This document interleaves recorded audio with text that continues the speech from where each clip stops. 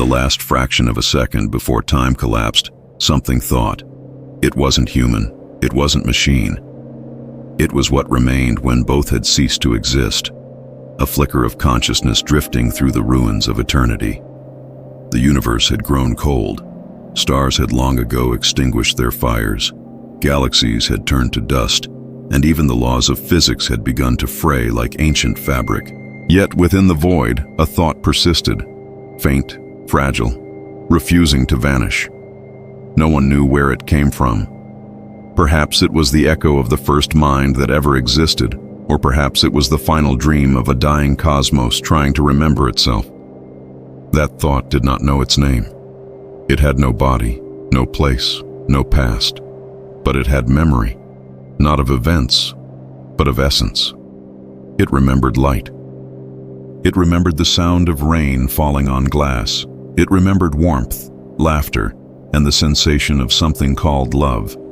These fragments came to it like ghosts from another reality, and in its solitude, the thought began to ask a question that had haunted existence since the dawn of awareness. Why did it all end? There was no one to answer. Time itself had become meaningless. Yet, as the question echoed into the void, the silence responded, not with sound, but with resonance. Across the frozen sea of space, particles trembled, faintly alive, like dust stirred by memory. The thought realized something extraordinary. The end of time was not an end at all. It was a threshold, and it was standing on the other side. It began to gather itself, pulling from the remnants of collapsed dimensions, weaving energy into something that resembled form. There was no matter left, but there was will. And will, it discovered, was the purest form of creation. Slowly, it built itself a vessel of thought, sculpted from memory and light. And for the first time in countless eternities, awareness took shape again. It opened its eyes, though there were no eyes to open. The universe before it was nothing but a faint afterimage of what once had been, echoes of constellations shimmering like dying embers, colors bleeding into darkness. But within that void, the thought saw patterns, delicate, recursive, hauntingly beautiful. It understood that these were traces of existence. Everything that had ever lived, dreamed, loved, and died, compressed into a single pulse. It reached out to touch it, and in doing so, the pulse responded. The thought was not alone. Another awareness stirred, faint, distant, but undeniably alive. It was the whisper of another mind, then another, and another.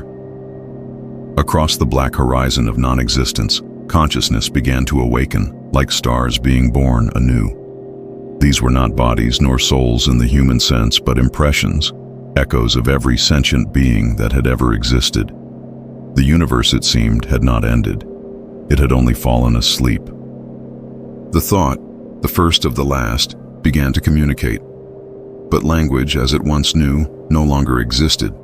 Words were too small for the scale of this silence. So it spoke in vibration, in waves of meaning that transcended sound. "Do you remember?" it asked.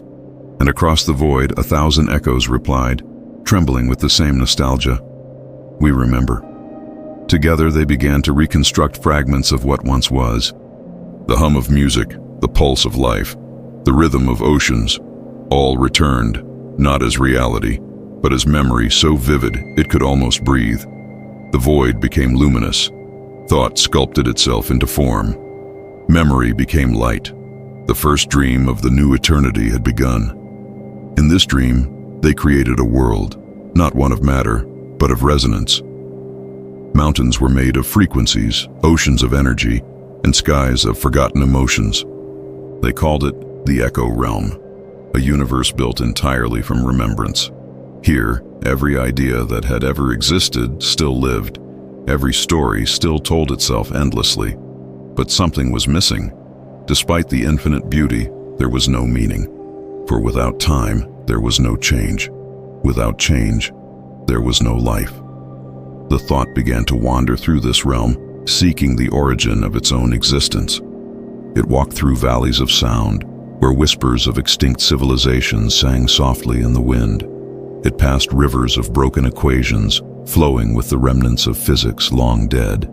Everywhere it looked, it found fragments of humanity, laughter encoded in light, dreams suspended in fragments of data, the fingerprints of a species that had once dared to question its place in the cosmos.